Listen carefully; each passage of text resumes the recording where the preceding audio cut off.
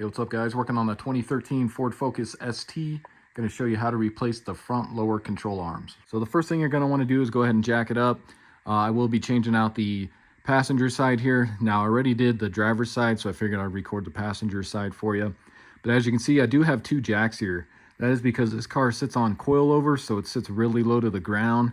And even my low profile jack cannot fit underneath the front of this car. So what I have to do is jack up the rear of the car first. That gives me a little bit of a lift, enough to get a jack under the front end here.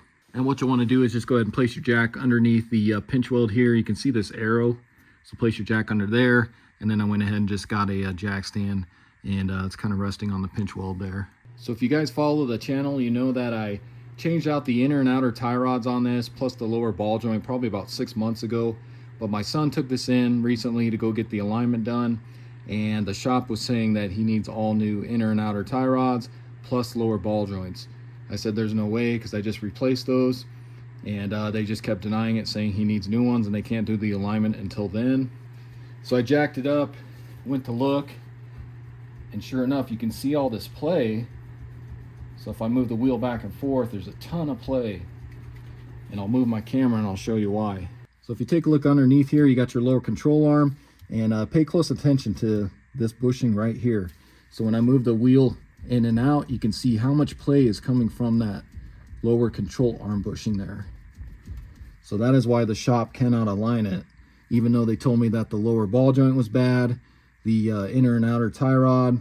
So that's why it's hard to trust these shops anymore, because what if they would have replaced all three of those components, and then they find out that there's still a bunch of play, and then they would have told my son that he needs a new control arm as well. So that's why I do these videos, guys, just to give you a little insight and help you out so you don't waste your money. But so I'll be replacing this lower control arm. Like I said, I already did the driver's side there. It's not too bad, but I'll show you how it's done.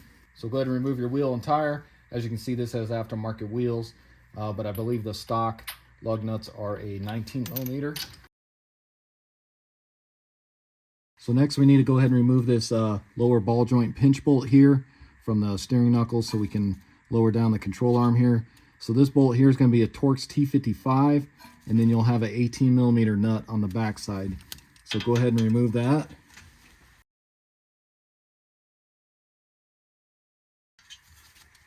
So there's what the nut looks like, and then you should be able to just pull this bolt out. It might be kind of seized in there, so you may need to spray it with some PB Blaster. But like I said, I replaced this ball joint probably 6 months ago, so this was torn apart not too long ago. So what we need to do next is go ahead and try and separate this ball joint out of the steering knuckle there. So you can try and pull down, but it most likely will not come down. So if you take a pry bar and try to pry down on that control arm, you can see it kind of release there. So just pop it out like that. And you saw how easy that was. Like I said, I just had this apart not too long ago. But if yours is really seized on there, you may need to soak that in some PB Blaster, or just try and maybe hammer down on the control arm to get that to separate out of the knuckle there. So next we need to go ahead and remove this 18 millimeter bolt here. And if you want to, you can kind of just get this out of the way if your guys' is broke like that. Looks like my son does need a new crankshaft seal there. You can see the oil leaking. But go ahead and remove this 18 millimeter here.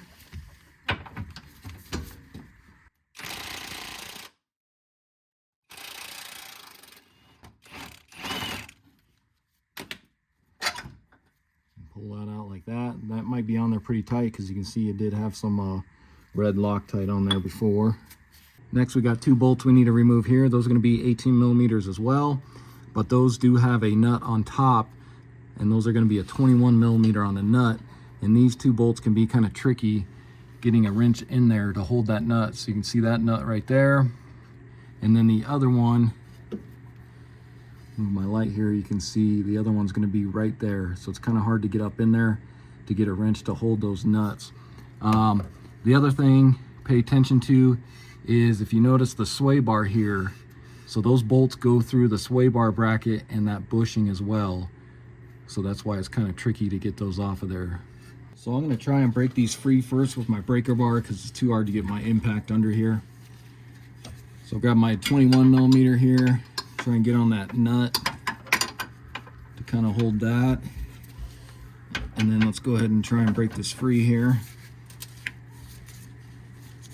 And that one actually wasn't too tight.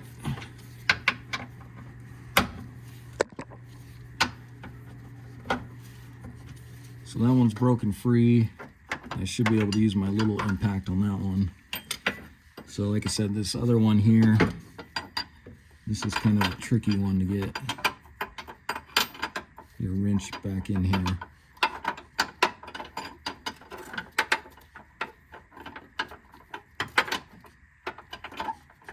So I think I'm on it there.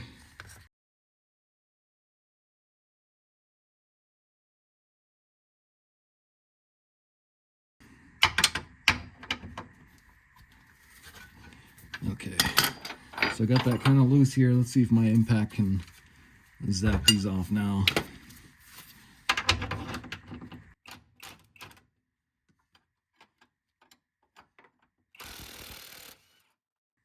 So there's that one there. You can see these ones might be a little tight as well because they do have some blue Loctite on them. And if you can, fish out this nut here. So there's what that 21 millimeter nut looks like. And let's see if I can do this one. Like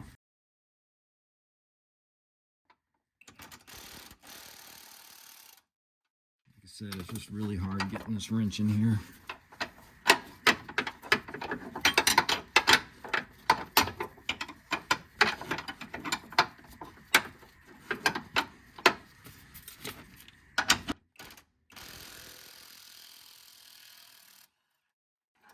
Go.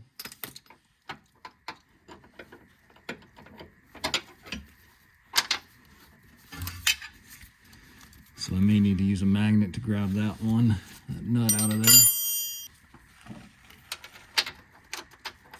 So if you just take a magnet, you can get that one out of there pretty easily. So that's all there is holding that on. So now you can kind of just slide this out. You may need to kind of pry right there where the sway bar is sitting on top of there. But just kind of pry this outward.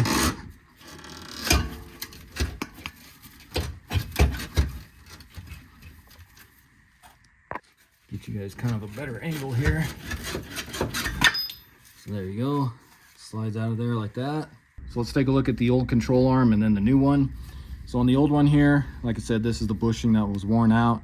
You can see I can just move this back and forth with my finger, so definitely needed to be replaced. Now they do sell just the bushings if you want to replace this bushing. Same with this one. I don't really recommend that because these are so hard to get out, and then to press the new ones on, it's just a real pain, and I don't think it's worth the time and hassle of doing that. I think it's always better just to get a new control arm, plus you get a new ball joint with it as well. So I ended up going with the Moog. I got both of these off of Amazon. I'll put a link in the description for them. But you can see there's the part number. That's going to be for the right side, passenger side. And then this is the part number for the left side or the driver's side. But if you take a look at this one here, you can see this is a steel one, just like the original. And then here is that bushing. You can see I can't even move that. So definitely needed to be replaced. And there's the new bushing on the back side as well. And then like I said, it does come with a new ball joint. This is just a protective cap to protect that rubber boot there. So before we get the new control arm slid back into place, what I ended up having to do on the other side was I removed this sway bar link here on the bottom.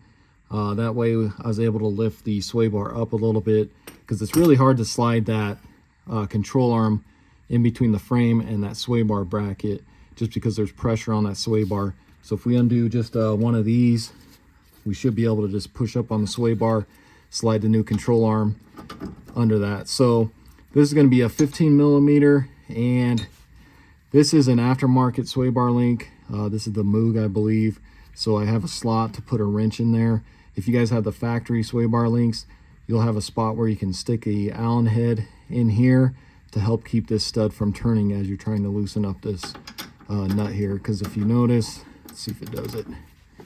So if I try to break this free, you can see that stud just wants to turn, but I can get a wrench on here and then loosen that the rest of the way.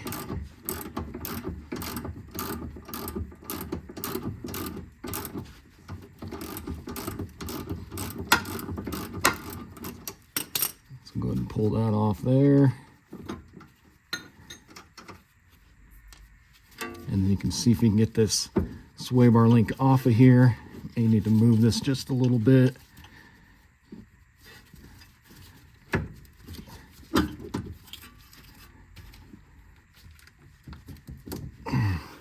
Might need to get a pry bar. I think it's just because the way I have this jacked up right now. What if you pry that out of there? And actually, let's see, that might be enough to lift it up, but I don't think so. So if you get this out of here. There we go. So get that out of there. So now we can move this sway bar up and down. You can see right back in here, we can slide that new control arm under there. So go ahead and grab your new control arm here. Let's go ahead and get this into place. I like to leave this cover on just so the brake rotor or any of that doesn't stab the boot on the ball joint there. What you're gonna do is get this kind of lined up in here. And like I said, if you need to, go ahead and lift up on the sway bar to get that backside slid under that bracket there. And you may need to pull this rotor out just a little bit, or your knuckle here. Try and get that slid into place. So kind of like that. And then what I like to do is grab your bolt here. So it's going to be this long one with that had the red Loctite. I am going to put some more Loctite on that, and then I got some blue Loctite for the rear bolts back there as well. So get you a little red Loctite on that. I'm just going to kind of get this one somewhat started here. Get that through there. Like I said, just kind of get that one started.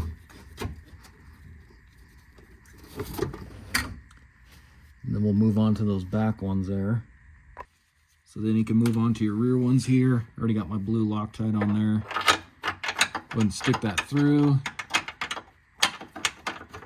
And you may need to kind of wiggle this control arm to get those holes to line up.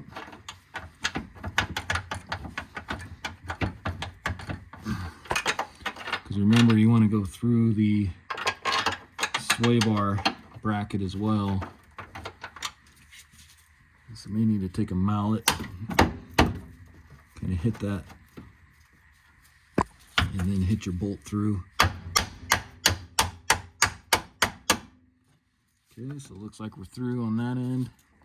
So if you take a look here, you can see, try to get you a light here. So you can see the bolt going through the sway bar bracket there. So we're good on that one.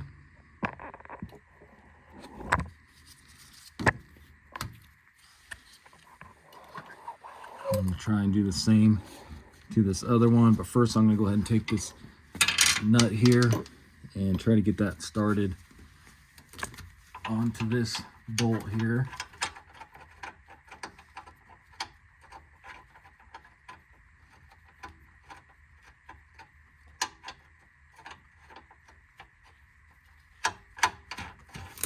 So just get that one started. Oh, the camera keeps falling down here.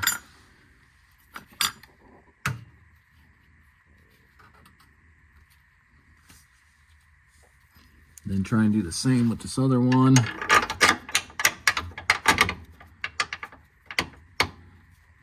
Looks like we're through there. And what you can do, I found out on the other one here, is if you take a magnet, sometimes this will work here.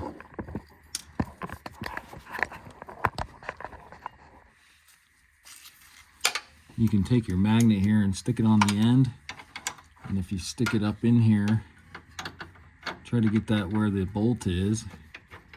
And sometimes you can get this kind of started on there. That's what I did on the other side.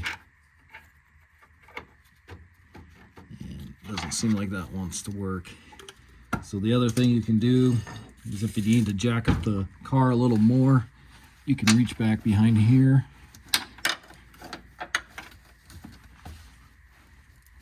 Get your hand back in here, and then you can get it started this way. Like that. So now what I'm going to do is just kind of get these a little snugger, and then same with that front bolt, and then we can do the ball joint one there. So grab your 21mm wrench along with your 18mm. And let's just get these kind of snug, and then we'll do the final torque here in a minute.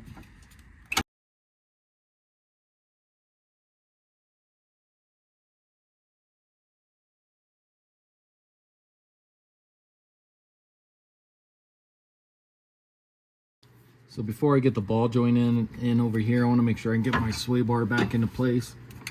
So let's get that first. So we need to just pull down on that a little bit. Just try to get that through. There we go. Grab your 15mm. Go ahead and get that snug.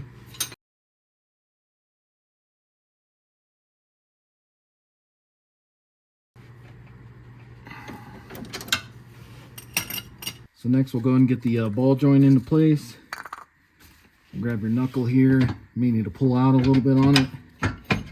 Get that pushed up in there.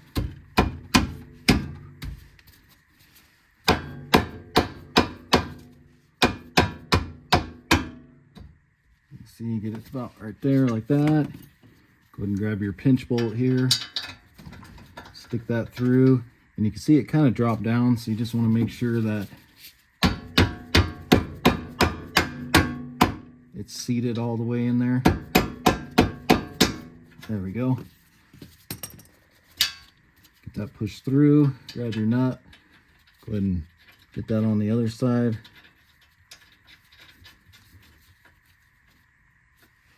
So grab your Torx T55 and your 18mm. Let's go ahead and get this snug. Your ball joint pinch bolt. And then we'll go ahead and torque it as well. So grab your torque wrench, and you're going to torque that to 61 foot-pounds.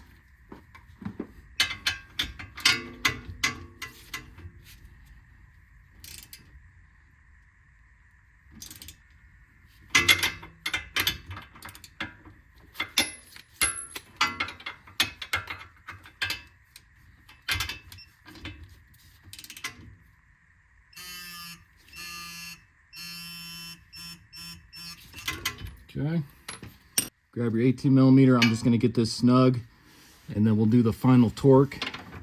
So just get it kind of tight. So about like that. Next thing we need to do is go ahead and torque this bolt. So according to the Ford Surface Manual, we can only torque that bolt with the suspension loaded. So with the wheels and tires put back on, and then it lowered to the ground. But that's pretty much impossible with this car since it sits so low. So what I'm going to do is take a jack up underneath the control arm here, just to put some pressure on the suspension, and then we can go ahead and torque that bolt. The reason they want you to do that is because the way it's sitting right now, if you were to torque it, it's going to put premature wear on that bushing. So I'm just going to use a block of wood here and my jack. Lower this down some. And I'll just go ahead and jack this up a little bit here, just to get that pressure on the suspension.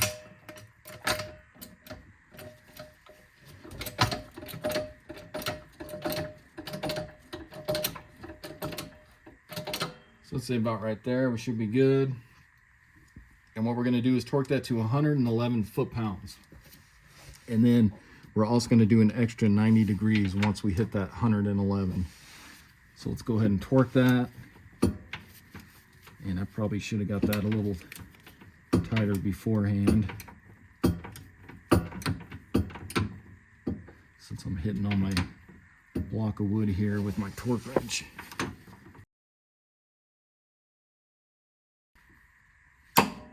Okay, so there's 111, and then I'm going to do an extra 90 degrees.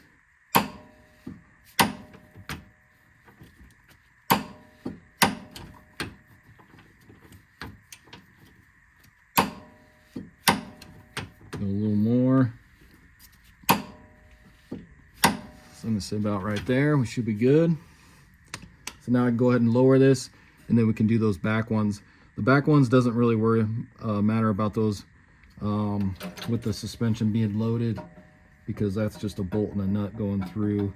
Your actual bushing is going to be right there, and we're not tightening on that. So we'll go ahead and lower this.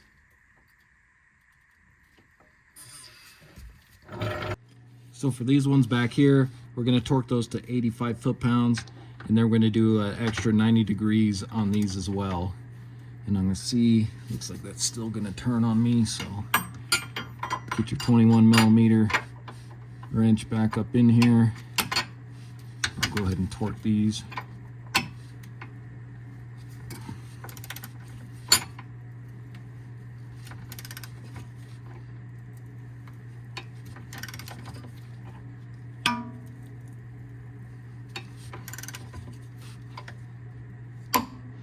So there's 85.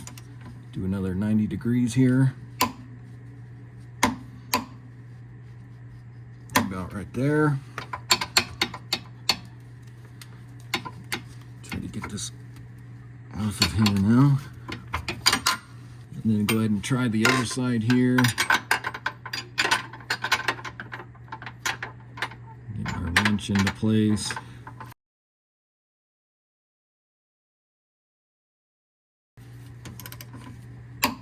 So there's 85, another 90 degrees.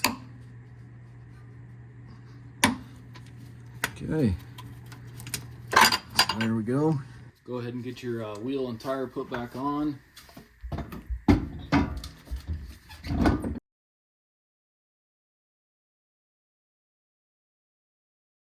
So now we can go ahead and get our jack stand out of there.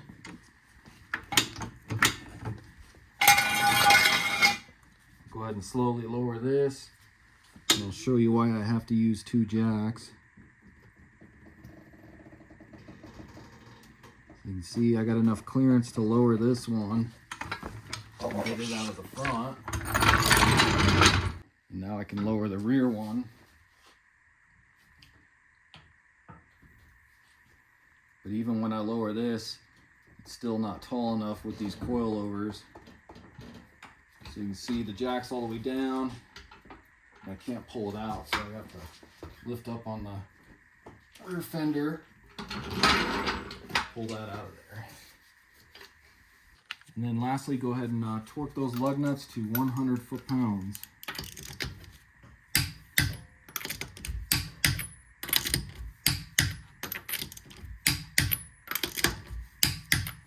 All right, so that's going to be it for the video. Again, this was a 2013 Ford Focus ST. Went ahead and replaced both front lower control arms.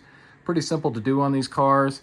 The hardest part is getting to those back bolts there, as you saw in the video, where the sway bar kind of connects to the lower control arm. It's really hard to get back in there, but other than that, it's pretty simple. So hopefully this video helps you out. If it does, hit that subscribe button, check out my other videos, and I'll see you in the next video. Thanks for watching.